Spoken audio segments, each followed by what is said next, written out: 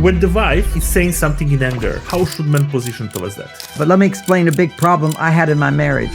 I would say, honey, what do you want to do this weekend? And she'd say, well, the symphony is in town, or Brezhnikov, ballet, we could go see a ballet. I said, yeah, we could do that, but... Do you believe in success of a relationship which started initially from the dating app? Yes, it does happen, no question. I know people who started with the dating app. But on the general rule, the problem with the dating app is that 80% of the guys are bitter and 80% of the women are bitter, even more. Because what you have is all these women are looking for 10% to maybe 20% of the men. And all those women are throwing their bodies at them, okay? They're having sex. So if I'm a guy and I've got 10 women having sex with me, I'll never make up my mind to commit to one. Then can you tell me, when it comes to attraction, what destroys attraction faster? Weakness or emotional shutdown? Oh, if a man is weak, there'll be no attraction. If a woman is shut down, there'll be no attraction. Don't be attached to anything. This is ultimate masculinity. I'm not attached, but it doesn't mean I'm not available. Do you think ambitious women can get attracted towards the man who is not ambitious and vice versa? Yes, it can. Certainly it happens, and they have a lot of predictable problems. A lot of predictable. Opposites will attract,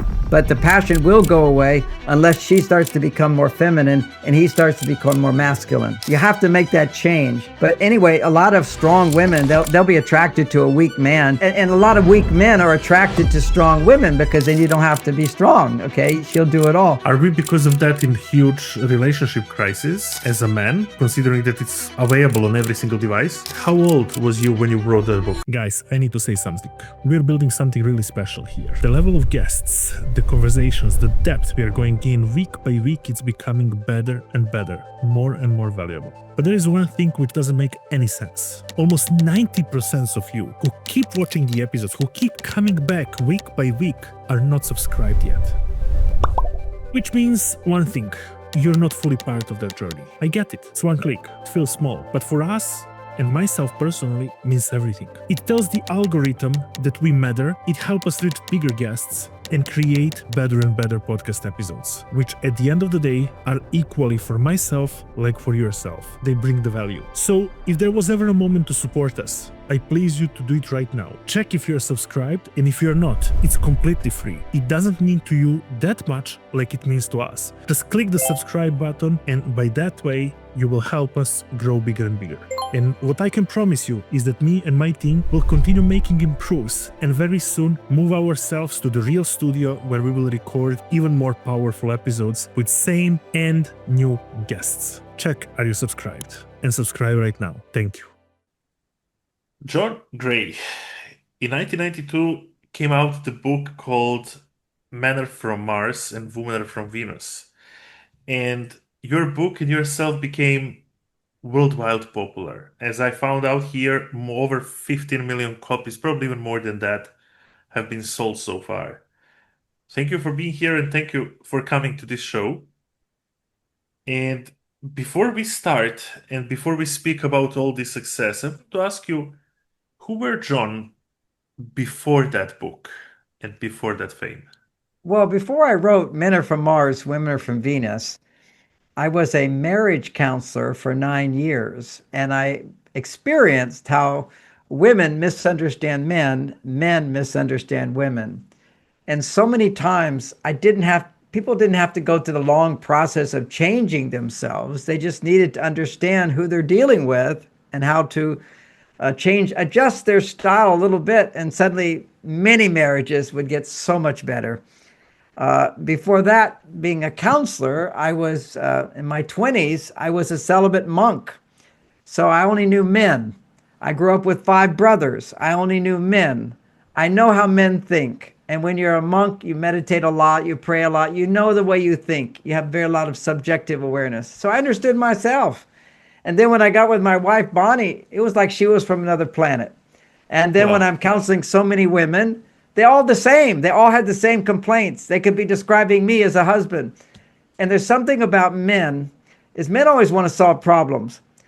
But if you make a man the problem, he cannot solve your problem. So because the women who came to me for counseling, they were never complaining about me, then I could really take the time to understand them without having to explain myself.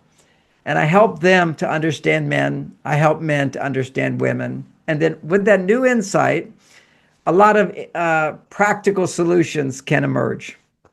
Whenever you come to the salesperson will tell you, I know how to help you. We are having perfect solution for you. But in fact, you have a great product, you have a great offer, you know that you can help so many people, but you're still inconsistent. Why it's like that? Because you misunderstand two basic principles. And let me tell you something, it's not economy, it's not war, it's not current president or political situation, none of that. Because simply you and money were always on the same planet Earth. You never left the planet and most likely money never did it, right? The only two ways are the reason why it's like that. Number one thing which can be the reason is that you don't know the right way of presenting your offer. Number two can be that you don't know the proper way to whom to present it, which boils down to you don't know to whom to sell, or you don't know the right way to speak to the people to whom to sell. I have been scaling in the past 10 years multiple of my own companies and companies of my clients from $0 to $200,000 in sales, being in China, selling physical perishable items like food and beverages, and without speaking Chinese, without writing Chinese, and without knowing how to sell to Chinese people. But I knew one core principle, and this is that psychology of people never change. So I knew to whom to sell, and I knew exact way how to present my offer to them. I was scaling up my digital businesses to hundreds of thousands of dollars, again understanding two core principles: to whom to sell, so who can benefit from my offer, and the way, when, and how to present them my offer. And there is no magic and there is no secret behind that. It's really easy to understand it. But in order to this video be very short, I put all of this together in the school community, which is completely for free. You can join it right now, clicking on the link below in the description box, and you can discover these two principles. It will take you a couple of days to figure it out yourself and to practice it, and then your sales will become consistent. Until then, see you in the school community. Bye for now. That's very beautiful. I must keep you on this point a little bit because from the moment you being counselor for marriages until the moment you decide to write a book, what period of time we're speaking about? 9 years. Wow. So somebody would say that this is a lot of experience before you even turn it into the book. Yeah. Oh, yeah. I'm not a writer. I mean, I've written now 26 books behind me. I learned how to write. I wasn't good at writing, but besides being a counselor for so many years, I also taught seminars. You know, when you teach seminars, you get a lot of people coming and you get a lot of experience working with people. And then you get more intimate experience as a counselor to see how it really works in the long run. So I was testing these ideas, developing them, working with people 9 years. And now it's been over 40 years and maybe almost 50 years. And I have, so much more experience. And people often say, well, is what you said back then wrong? I would say, no, I still agree with it if you're in a traditional relationship. But because the world has changed, the challenges in relationships today are very different than 50 years ago. We're going to speak about that.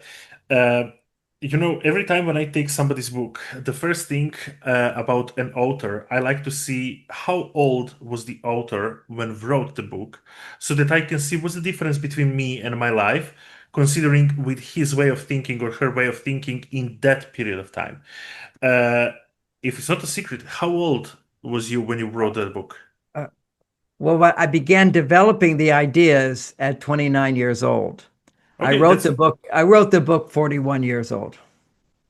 Okay. Actually 39 years old, I began writing.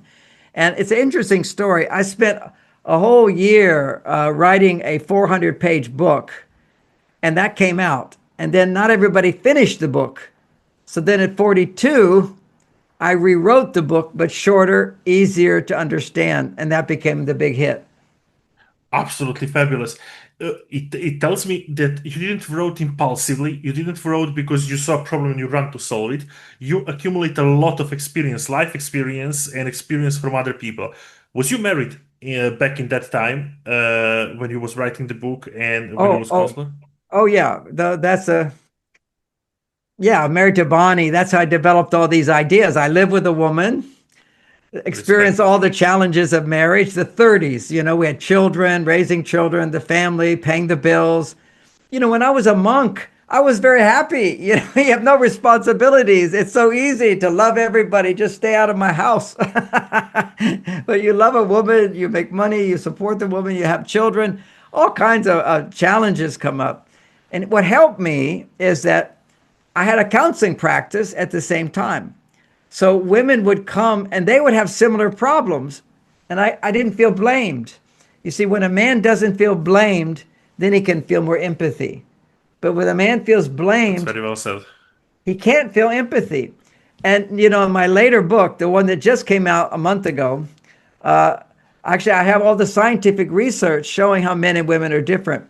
And one of the interesting differences is that whenever a man feels blamed, his mirror neurons allow us to feel empathy for someone.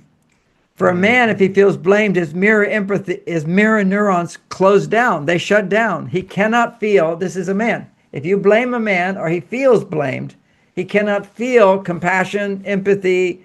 He will defend. And this is the way the brain works in a man.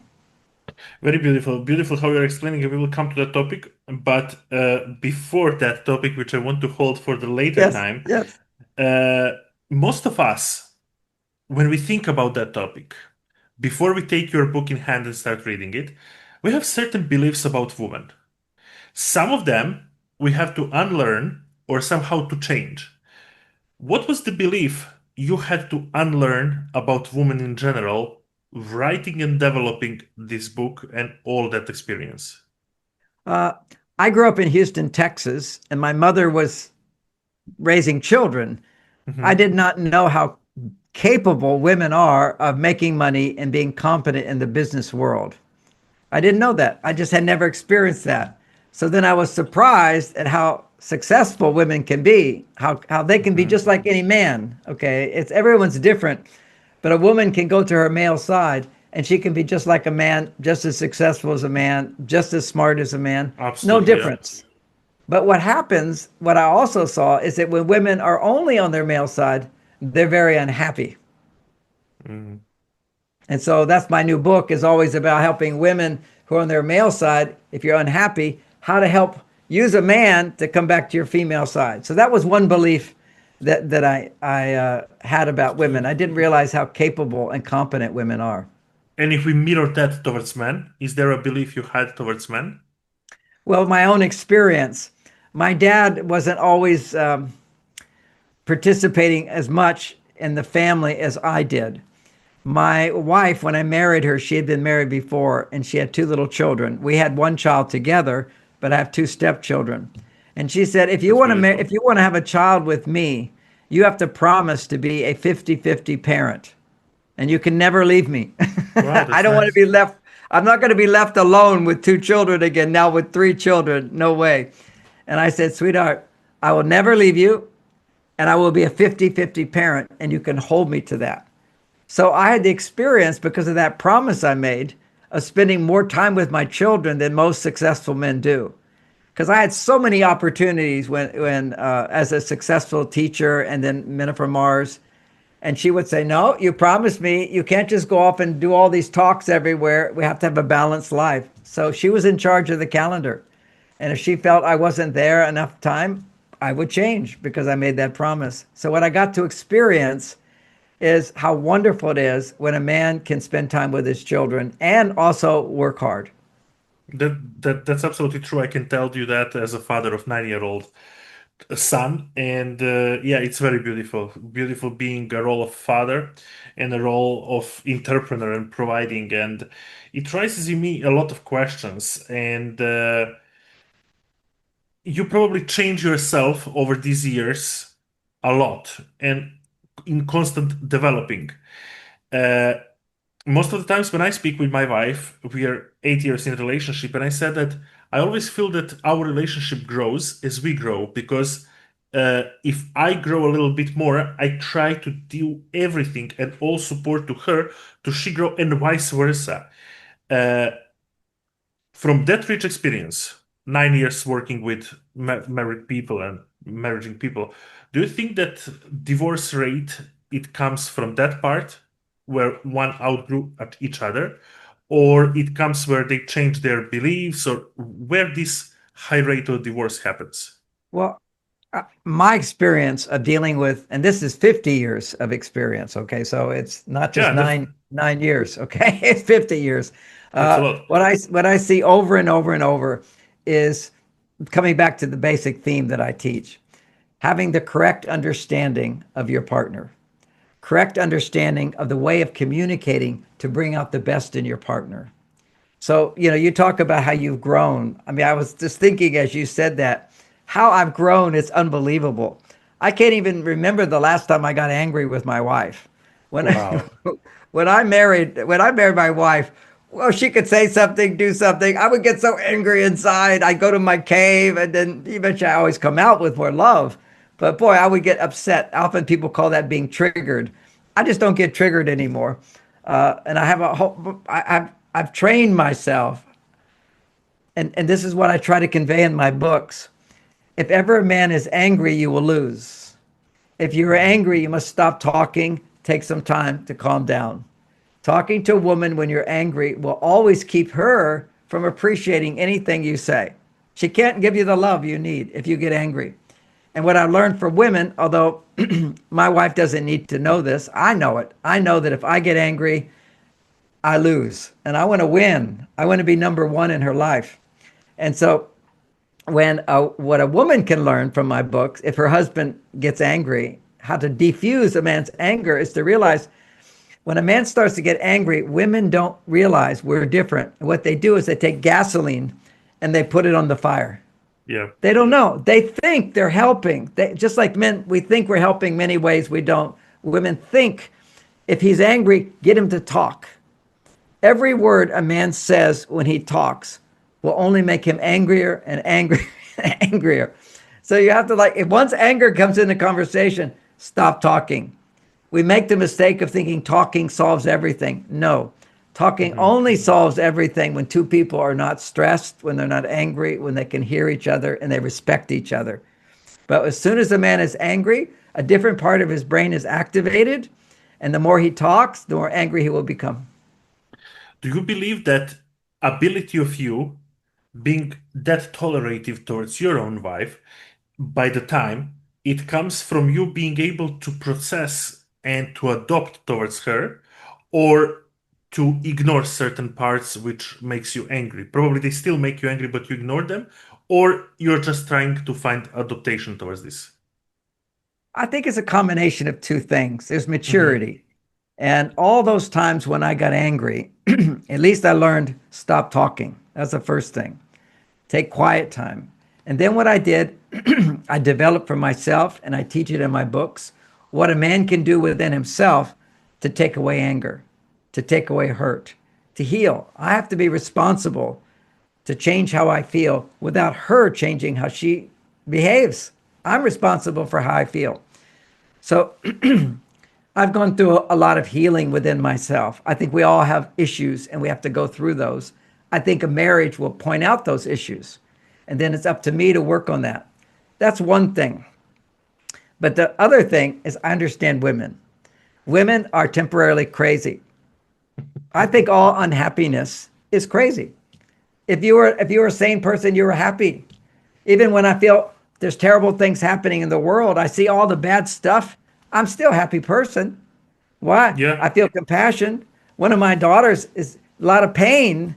I feel compassion for her. I do everything I can for her, but I'm still happy, okay? Because I'm mentally healthy. Anytime we're unhappy, we're not thinking clearly. We're not in a touch with our heart is not open. So that's part of maturity, is learning how to be happy. And that takes having the experience again and again. For me, like when my wife does something that would normally make me unhappy, or I don't like hearing it, or it sounds irritable, I say, talk to me more. Tell me more about that. Tell me more about that. Because see, I understand not just logically, and that's what Men Are From Mars was about. Men, you need to listen to women, let them talk, don't react. But now I understand that whenever a woman is upset and she has something to complain about, she's producing stress hormones. When she's producing stress hormones, the biology says she can't think positive. Yeah. She can't. When you have a hormone, cortisol, blood flow for a woman does not go to the optimistic part of the brain. She cannot be optimistic. Now, if you look at how to help her become optimistic and think what a wonderful guy you are, everything's going to be okay, everything's all right. we know that whenever a woman has a stress hormone, her estrogen levels are low, her testosterone levels are high. So testosterone is solving problems. Estrogen is about getting help. So all I have to do to help a woman raise her estrogen is to let her talk and not resist her. If I just let her talk, just, okay, ask more questions, let her talk, she will make more estrogen. If she makes more estrogen, oxytocin and estrogen will lower her stress, and then she has very little to complain about. So we're coming to the place where you're not cocky or kind of like, okay, tell me more about that, in the way to piss her off, but you're playing on the real science and on the real neuroscience, she controlling needs to her be feelings. heard. Yes, she needs to be heard. And I also know, see, a man can't empathize if he feels blamed. But if my wife is upset with me, I would normally feel blamed. But now Yep. I know it's like a child crying. They don't understand. They just need to cry a little bit, then they'll be fine. Don't need to try to change her, analyze her. She's just a little crazy at that moment. Anytime a man is angry, he's a little crazy at that moment. Don't talk to him. Create space. You know what you say with my wife? I tell her anytime. Well, my marriage is a little different because I understand these differences. But what a woman can do to diffuse a man's anger is don't ask him questions. What a man can do to diffuse a woman's anger is ask her questions if you can listen without getting upset. If you get upset, then you say, I need to think about it. We talk again. And you have to analyze yourself.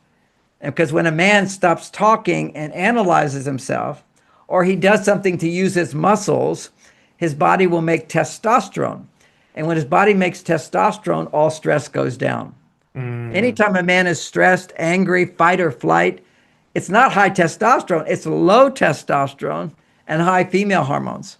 So I need to stop talking. I need to be independent. I need to disconnect temporarily from my wife, do something with my male friends, go to the gym, read a book, play a game, or meditate. That's my way because I'm a monk. So that's a very powerful testosterone producer. Every culture always has prayer, meditation for men particularly, because when you're quiet and you're alone, if you're a man, testosterone goes up, your stress goes down. But women, it doesn't work that way. That's very beautiful. You're bringing here some very beautiful topics, and I love that you're saying that both of us can be a little bit crazy in the moment of anger, either man or woman. And we're proving it's proven. You can look Yeah. at the brain. Okay. Absolutely.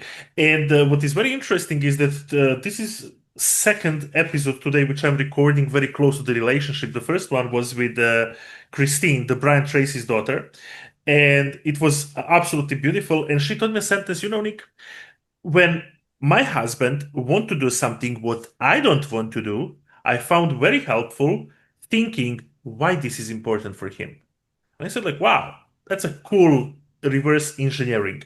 So I want to ask you from the perspective, when the wife is saying something in anger, or partner, or whoever, any woman, or when it's saying something what she really and truly don't feel or don't think, how should men position towards that? I need you to repeat the last two sentences. I was so much thinking about what that woman said because I completely disagree with it. But she's a good woman, and I don't disagree with it all. But let me explain a big problem I had in my marriage. Go ahead. I would say, honey, what do you want to do this weekend? And she said, well, the symphony is in town, or Brezhnikov ballet. We could go see a ballet. I said, yeah, we could do that. But, there's this great movie at the movie theater. Let's do that. And she would go, okay, let's do that, because that's what I want to do. And then it happened again, and it happened again, and it happened again, where she would want to do something. Then she'd ask me, what do I want to do? And I would say what I want to do. And she'd say, okay, let's do that. So in my mind as a man, I thought, in her mind, she's thinking what I suggested was better. No, she was doing what that woman said. Oh, he wants to go do that. I'll be a loving partner. I'll do that for him. And then maybe a year later, she says, we only do what you want to do. I said, no, you say you want to go do that. You never said, no, I don't want to go to the movies. I want to go here. So there's nothing wrong with wanting to make your partner happy if you're a woman. But I'll tell you my experience when couples want a divorce or when couples are having problems or when couples are unhappy, it's always the same song. The woman says, I always do what you want to do. The woman says, I always give to you. You are one who takes everything. I get nothing back. That's what they say. That's called resentment. Women come to counselors. Almost every woman ever has come saying, I give more, he gives less. And I go, well, how are you asking for more? He thinks he's doing enough. So many men, they go, my wife suddenly wants to leave me. I don't understand. It's like a shock to men because women, they give and they resent. And whenever you resent a man, it will make him lazy. This is another universal truth. If you resent a man, you're holding back love. And this is by giving more than you're receiving, you will resent and you can't help it. And then you will love less. And a man's energy will go down because men get energy when a woman appreciates us, trusts us, accepts us. This is such an important idea that women have to understand. Giving too much is not a good thing. That's very interesting frame which you're bringing. Uh, are men confused today to better understand women? Yes, you're confused in the question? No, are men confused in global, working with so Oh, many people out women, there? look, men have always been confused about women. Freud was famous for saying, what does a woman want? Nobody knows what a woman wants. Women don't know what they want. And what I would say is they often think they know what they want, but it's not always what they need. It's not always Um, what they need. See, need and want is different. If, say, like needs, like I want to eat the ice cream, but do I really need the ice cream? No. Will the ice cream make me healthy? No. Often what happens today, a big problem, one of the big problems, and I want to mention this isn't in Men Are From Mars because see, the problems have changed. So I have a book now which is for women only called Men Are From Mars, Women Are From Venus for women only because it addresses all these questions that women have. After reading Men Are From Mars, modern women go, but what about this? And what about this? And what about this? And so I address this just for women. Why not men? Men can read Men Are From Mars and your life has changed. Okay. We just have to understand. But women have to learn how to ask for what they want because their needs have changed and they don't even know what their needs are. They think they need him to be like a girlfriend, for example. They want him to talk like, share his feelings, talk about things like another girlfriend. That's because women don't have girlfriends. They're expecting you to be everything a woman can give her. Because women need validation from girlfriends. They don't get validation from a man. We can't validate a woman. We can go, she's a little crazy. I love her. It's like we can't be women. And if we are men who do become like women, because you can, if your testosterone goes low, your female hormones go way up, then when a woman's female hormones goes up, she's happy. When a man's female hormones go up, he's in fight or flight. He will be irritable, grumpy, mad. These are all symptoms of too much female hormones in men. And then that's why I say if men talking about your feelings increases estrogen, and estrogen too much when your testosterone is low is only going to make a man more angry. It's all biological now. Everything I explained then is now all biologically proven. It's amazing. It's really amazing. And I want to ask you, was there a moment that your philosophy was tested in your own marriage? My philosophy is, let me change the answer a little bit around. People always say, do you follow your teaching in your relationship? Is it hard for you to follow your teaching in the relationship? And my answer is, my teaching is so easy. That's why it's popular. I'm not telling men to look into your wife's eyes, never be angry, always connect with her all the. I'm not teaching that. I say, go to your cave. I say, women, you can't look to a man for everything. Be realistic. Be happy. Don't make him. I'm not responsible for her happiness. She's responsible for her happiness. My wife's unhappy. I don't go like I failed. I go, oh, my wife, she needs some help. How can I help her? But it's not my fault she's unhappy. My job is to make her happier. You see, we take it all on ourselves. And it's kind of natural to do that because whenever a woman is happy, if I take my wife to the movies and she has a good time, personally, what I feel is, yes, I wrote that movie. It's like I wrote that movie. It's my success. I feel good because men feel good when they're successful. Women feel good when there's connection. But men cannot connect with you all the time. We're not designed to do that. We're designed to go out and the world was difficult, dangerous, cold, cruel. We're tough. Now men are becoming so soft. A sign of a soft man is low testosterone and his tendency to become procrastinate, his tendency to become irritated, his inability to follow through, which are all the complaints women have now. And they get mad about stuff. They pout or they cry a lot. And then people can say, are you saying men shouldn't cry? I said, men should not cry over little things. A big thing, that you cry over that, but not little things. Then can you tell me, when it comes to attraction, what destroys attraction faster, weakness or emotional shutdown? Oh, if a man is weak, there'll be no attraction. If a woman is shut down, there'll be no attraction. And what women call men being shut down, the ideal state for a man is he is detached. This is what the whole spiritual thing, don't be attached to anything. This is ultimate masculinity. I'm not attached, but it doesn't mean I'm not available. See, the only time you can be upset about something if you're attached to an outcome. Rarely do I get upset about anything, also because of my spiritual belief. I know everything is God's will, okay? It's all unfolds in my life. I just have to, the closer I get to being a good person, the more good things happen for me. And that doesn't mean if bad things happen that I'm a bad person. It means I made a mistake or some correction needs to happen in my thinking. This is a spiritual journey. To me, relationships are the ultimate spiritual path. Here I'm a monk. It's good. You connect with God, you pray, you go higher, you have meditation, you have beautiful experiences. But the test of that is to get married. There's nothing that will test you more than to be married. Because what happens is when she is not getting what she wants, she'll get emotionally upset. If a man doesn't know how to deal with that in a positive way, she'll shut down. And when a woman shuts down her feelings, she can't love you. If you're in the presence of a woman who doesn't love you, it will bring out the worst in you. It will drain your energy. It will exhaust you just to come home. Many men, when they come home, they're exhausted, not from their work, because they have an unhappy wife.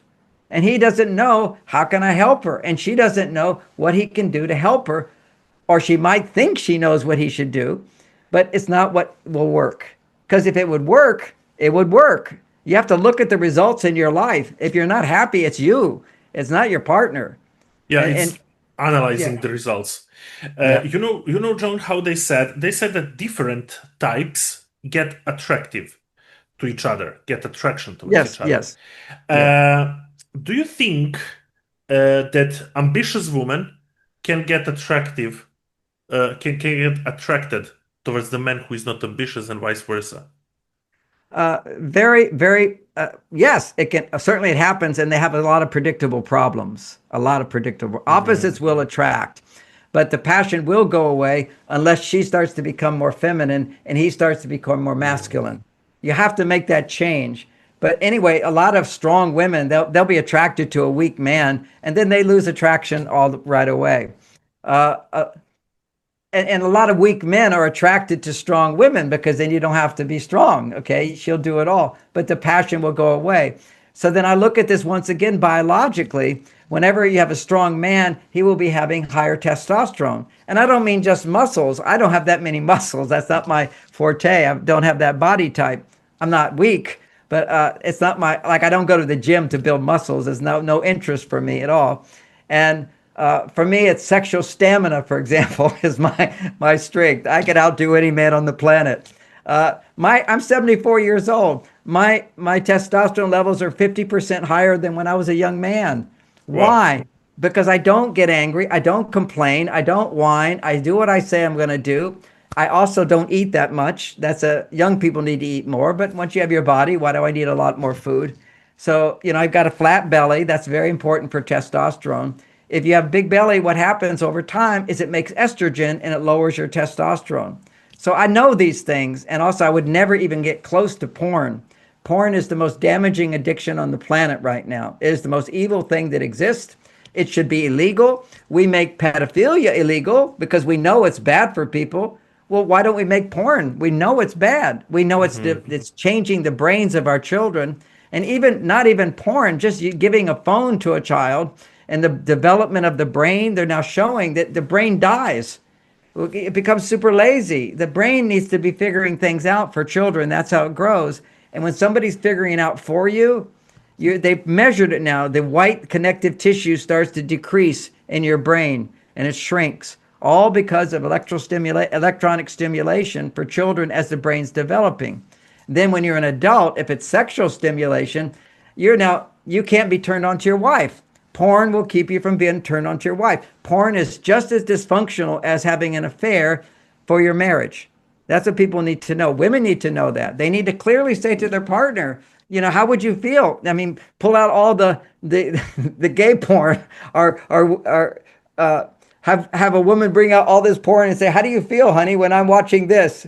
And actually, the technique I tell my couples when their husbands are addicted to porn is I explain, you should say, if you're going to have sex online with a stranger or with a robot, that's what it is, because it's not real. It's a screen in front of you. If you're going to have sex with that, I want to be in the room at least. And then just don't be excited. It will immediately embarrass him and he'll lose interest. That's what happened to me, because, this is back in the very beginning when you had videotapes. I married Bonnie. This is, the early 80s. And videotapes of porn. I thought, oh, this will be exciting. I'm a guy, porn is exciting. So we put on the porn and my wife was looking at it and going, this is such a turnoff, John. I'd rather be having sex with you. And killed all my interest in that. But at that time, I didn't understand that porn, electronic sexual stimulation, produces more dopamine in the brain than a woman can ever produce, a real woman. So what happens is that your ability to be turned on to your wife diminishes. And this is all confusing unless you understand biology and brain chemistry. Are we, because of that, in huge relationship crisis as a man, considering that it's available on every single device? Oh, it's gigantic. And also the dating apps is destroying relationships. What's your thought on that?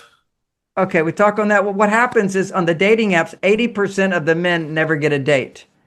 So they're cynical. They walk around going, all women want is a 6-foot guy with money. And if I'm not a 6-foot guy money, I don't get laid. I don't get a woman. And of course, that's its own process, is that there's all this pressure to have sex. It used to be you knew you couldn't have sex until you had a job, made money, and a woman would marry you. That's how you got sex. I don't want to sound so old-fashioned because I had sex before marriage and everything, but let me just tell you that the whole reality, at least women can have some dignity and not get naked with a man unless he proves to be in a committed relationship with her and he's devoted to her. There has to be devotion. Sex without love is the end of civilization. And no restrictions on sex. They've proven, one book has written this, is that every civilizations come and go. And always it takes about, once sex becomes unrestricted, meaning free sex, you've got 3 generations before the civilization has collapsed. And that's what's happened in Europe. That's what's happened in America. It's collapsing into immoral behavior. Divorce is dramatically increasing. Twice as many people are not getting married. Couples complain, there's no passion, there's no attraction. Women after divorce, they'll come out and they'll go out in the world and they say, no man turns me on.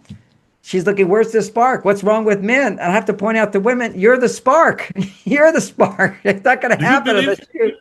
Do you believe in success of a relationship which started initially from the dating app? Yes, it does happen. No question. I know people who started with the dating app. But on the general rule, the problem is, the problem of the dating app is that 80% of the guys are bitter and 80% of the women are bitter, even more. Because what you have is all these women are looking for 10%, maybe 20% of the men. And those men are having, and all those women are throwing their bodies at them, okay? They're having sex. So if I'm a guy and I've got 10 women having sex with me, I'll never make up my mind to commit to one. Why? See, we've become so superficial. See, we don't know what love is. You can't really know what love is unless your mother was happy. That's why sex is so important. It's the only time other than childhood when your mother is happy, you can learn how to open your heart. If your mother wasn't happy, you can't let love in. It's very hard to let love in. And I don't want to blame it all on mothers because it takes a father to help a woman be happy. And particularly a divorced woman, she can't be happy. She can maybe on the surface pretend to be happy, put on makeup and whatever. She can't give her children the love they need. So little boys can't let that love in. It's the only time when a boy can let love in. As soon as his testosterone goes up at puberty, he can't let love in unless it just, his mirror neurons don't open up. But it's through sex. This is why sex is so important for males, or just being attracted to females. When you feel the arousal in the presence of a woman, sexual interest, what happens is your mirror neurons open up. And if she loves you, then the love can come in. That's why sex is so important for a good marriage. And I've been down in the Amazon, living with the indigenous people there. And I go around and I listen. I don't talk about their sex lives with them so much, but I listen. They're having sex almost every night. I mean, they don't look sexy. They look like Amazon people. But yeah, I understand you. They have this attraction. It's a magnetic attraction because my testosterone levels are so much higher than my wife's and her estrogen levels are so much higher than mine. That's how we're designed to be as men and women. That difference creates this magnetic force. I mean, I don't think about sex anytime unless I'm talking about that's all, but I don't feel a need to have sex until I get in bed with my wife. And it's just suddenly all this energy starts happening just because I'm in bed with her. Because I can feel it's like a magnetic pull. The two forces are coming together. My body wants to go into hers. And it's primarily stimulated because her body wants me inside. See, women are, if we were all hormonally balanced, it would be women who want sex more than men. Men need sex more than women, but women want sex more if their estrogen levels are high. If a woman's estrogen levels are high, her brain then produces another hormone called luteinizing hormone that raises her testosterone, creating desire. She will desire to be penetrated. That's why we have something in our modern society. We need a lot of foreplay for women because they're so stressed. So to lower their stress, they need the estrogen to go up. Then their testosterone will come up in balance with their estrogen. So they become more masculine and feminine at the same time. That's the highest level for women or for men. Because when a man has sex, his testosterone are going to the highest level and his estrogen's going to the highest level. So there's a balance there. Then when he has his climax, estrogen shoots up even higher. It feels really good. Anything that feels really good is estrogen. And his testosterone shoots down. So he needs time to rebuild his testosterone, depending upon how much estrogen he produced. I love that you're building all your philosophy based on science. Yes. And you're always backed up with science. And always backing it up. Absolutely beautiful. I have, with respect to your time, because I know that for today's session we are quite limited, I have a few questions only, very short for you. And this is that if you were writing Mars and Venus today, would you change something in the book? Well, I've written all these other books, which are all Mars, Venus books. So I've added to it. If I was to go back and rewrite Men Are From Mars, Women Are From Venus, I would make a few changes. And for sure. The differences are the same, but how you deal with the differences. For example, one of the things I wrote in that book is men. One of the big mistakes we make is when women are talking. Sometimes when women are talking, they're looking to solve a problem. But many times women will talk about a problem and they just want you to listen.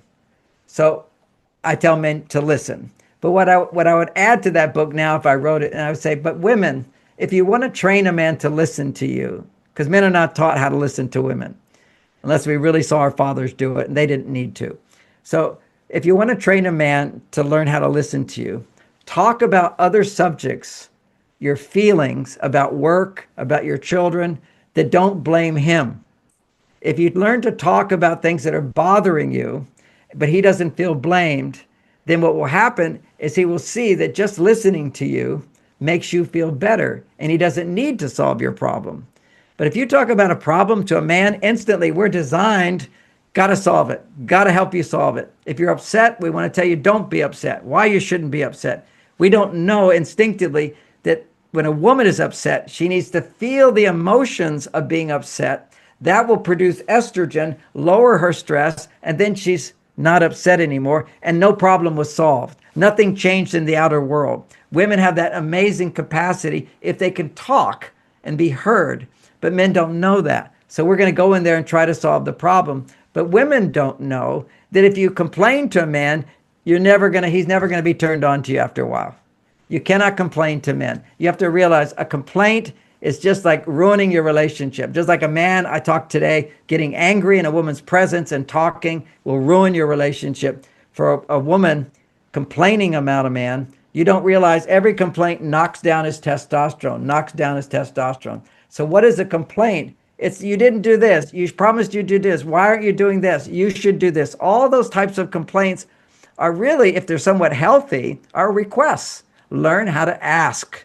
So if I'm late, if I'm always late, and she has a complaint, you're always late, John. You never come on time. Why didn't you call? Well, that's just going to shut me down. Instead, she can know what works. What works is say, oh, John, I noticed you forgot to call again. I really appreciate it if you call. And then I can prepare the meal at the right time. You see how that is? Just make a request. Everything is a request. But if you're making a request from the point of view, and if you don't change, I'll hate you, or if you don't change, I'll be unhappy, that's a demand. Don't make demands. I can make demands of the world. You know, if I'm going to do a job, you got to pay me. This is the world. In a relationship, I'm the guy, I'll give my life for you. If you make a man your hero, he will give his life for you. If you don't, he will die for you. He will die because of you. I mean, this is who we are. This is our machinery. We are designed in our brains to be devoted, to be committed. Women don't know that. They don't know how to access that. It's like you got to push certain buttons for that to happen, and it awakens him. Women push the wrong buttons. They turn them off, and they don't know they're doing it. John, how long have you been married? For over 40 years? I was together with Bonnie for 40 years. She died, and now I've been married now for 4 years in a new relationship. I'm so sorry for your loss. Yeah, It was a terrible loss. It took me, that's why I haven't written a book in 8 years. Haven't written a book. It was just devastating for me. She's my life. She's everything. But now I love more. I can be more loving. I can be more loving because when you heal a wound, a loss, your heart opens more. That's beautiful. My last question for you is, what advice would you give to me and to every other man listening to us to keep marriage and to have it for decades like you had yours? Well, all of my books are there, but if I can shorten it down I'll just stay within the realm of what we've talked about because there's so much more to talk about. One is stop porn. 2, minimize any other addictions. 3, get rid of your belly fat. 4, with your wife, make sure that she feels safe in your presence. Remember, women, the most important need they have is to feel safe. Now, you're a big guy, so you have to realize, actually, I know a lot of women go, my husband makes me feel safe because he's a big guy, because he manages anger effectively. I had one client, and he's a big guy. He's a teddy bear. He loves his wife. He would never hurt her, but he's a big guy, and he had an anger. And in counseling, I helped him to understand why she was shut down sexually. She said, I don't feel safe. He go, what, safe? Are you kidding? I would never hurt you. I love you. I cherish you. She says, yes, but I'll never forget that day when you were mad at this guy and you put your hand through the wall. Okay. He just hit the wall. And that's all. A woman here sees that and she's terrified. Now that fear inside of her, I helped her overcome that. It wasn't just about her husband. It was about her father, who was also angry and violent. So he had triggered something deep in her. And this is what relationships will do for men and for women. They're there to trigger us, to bring up our issues that keep us from being fully loving. And then it's my job, it's his job when he's angry, to take time away, to take cave time. If he finds himself feeling irritable, mad, pouting, complaining, it means his testosterone's too low. He's just a good guy. He's too connected to the children or his family or to an addiction. He needs to have more independence, do things that make him happy without depending on anybody, or depend on other men in sports. That's another good one. Or depend on God. That's always mine. I think it's the best. This is every tradition primarily taught men to become quiet and meditate. They didn't teach women.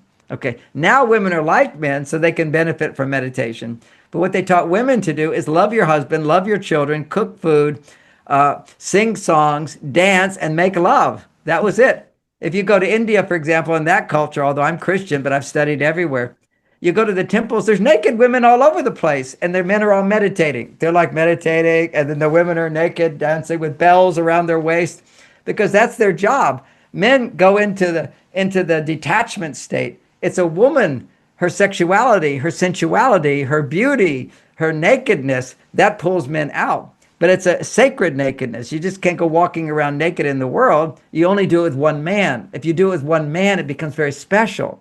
Anytime a woman shares something that she doesn't share with anybody else, produces huge estrogen. This is why cultures would have women dress modestly.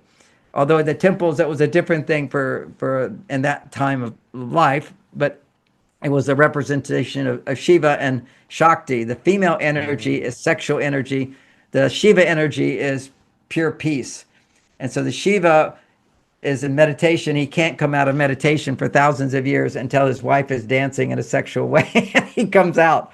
It's like, I feel the same thing in my own marriage. I don't care about sex at all. I just want to help the world, whatever. I get in bed with my wife, we hug a little bit, boom, I'm out of the cave. I'm into my body 100%. Women are the ones that rule the relationship. Men rule the outer world. And unfortunately, women are ruling the outer world now, and you see what a mess it is. I'm not saying women can't be involved, but I'm saying that we need to give men more opportunity to lead the world. It's because we're being pushed down. There's books all against men, blaming men for everything. And yet, why did we have this technology to talk? It was men. Why do we have this house? It was men. Men have created this amazing world with a lot of problems too. But wherever you have problems with men, you have problems with the mother of the men. Men, I teach in the prisons, murderers, rapists. Look at their childhood, dysfunctional, addicted father and very unhappy mother. How can a woman be unhappy if she doesn't have a loving husband? How can a man be happy if he doesn't have a loving wife? Happy wife, happy life. But it's different. Happy wife, happy life, but happy husband is not happy life. No, happy husband can make women unhappy. Why you get to be happy? You do what you want to do. What about me? What about me? That's the story of every woman who comes for counseling. Oh, he gets to do what he wants. I get nothing. So it's about realizing there is a real difference between men and women. There's a polarity, and the harmony in the world will exist when we have more mothers at home raising their children, particularly in the first 7 years of life. A boy needs to have a very happy mother who can give unconditionally to her. A woman can only give unconditionally if someone is taking care of her. She's receiving love from the man and protection and sustenance and survival. She gets that support from a man. Then she can have the unconditional love to give to her son. And that's going to make healthy leaders and males. And it's going to make healthy girls, because when a little girl grows up seeing mother loving dad, then you have women growing up loving men. Women hate men. Women are just against men. There's a whole, not all, of course, but there's this whole group. There's books written, The War on Men. It's just destroying the world. We are the heroes throughout the whole time. We are the heroes. We're the protectors. We're the caring people. And then you can say, well, why was there, we can go further with all this. I see we've hit our time. But there's good and there's bad. There's always good and bad. And now what we're seeing, just to put a cap on this, never before on this planet have we seen how evil certain forces are. See, even when you look at violence, it's only 1% of the male population that creates violence. Only 1%. And when you look at the very top that starts wars, it's like a 0.0001%. It's those little groups of people up there who decide to start wars, and we all follow along. We all get manipulated by the media and so forth. It's corruption. There's corruption at the top. There's corruption at the bottom. I mean, think about that. People think men are so violent and everything. It's only 1% of men, and actually it's 0.5%. If you look at it another way, according to statistics, if you look at all the population, only 0.5% are creating violent crimes. It's just they do it over and over and over. And then at the very top, who is it? It's just the elites. It's the people at the very, very top. They're all the crooks. They manipulate everything. And now we're waking up. We're seeing how evil. This is like, and some people are like bummed out about all the news coming out about how evil people are. No, we celebrate, because darkness can't exist in the presence of light. This is the most amazing time. And the same thing when it comes to relationships. All the suffering people are experiencing today, it's a lack of love in their life. And why do they have lack of love? Because they're believing a lie. And what is the big lie when it comes to relationships? Is we're all supposed to be the same. No, we're all supposed to be different and learn to harmonize those differences, because we are different. That's the point. Not like we should be that way. It's just be what's real. Find the truth. The truth will set you free. The truth can open your heart. That's very beautiful. Thank you so much, John. Thank you for being with me here today. Oh, Nick, it's a fantastic interview. Thank you. I feel wonderful talking to you. You're so heartfelt. I'm so pleasure to meet you. Thank you so much.